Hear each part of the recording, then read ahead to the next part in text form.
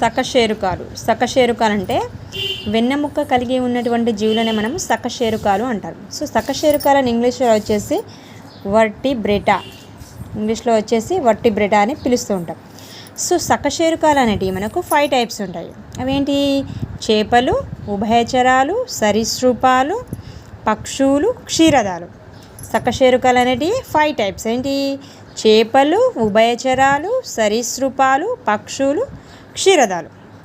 And శీతల రక్తపు జీవులు, ఉష్ణ రక్తపు జీవులు.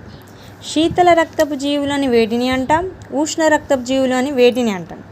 శీతల రక్తపు జీవులు అని వేటిని అంటామంటే చేపలు, ఉభయచరాలు అండ్ సరీసృపాలు. ఈ మూడింటిని కలిపి మనం శీతల రక్తపు జీవులు అంటారు. శీతల రక్తపు జీవులు అంటే ఏంటి? చేపలు, ఉభయచరాలు, సరీసృపాలు. అండ్ ఉష్ణ రక్తపు జీవులు అంటే పక్షులు, క్షీరదాలు.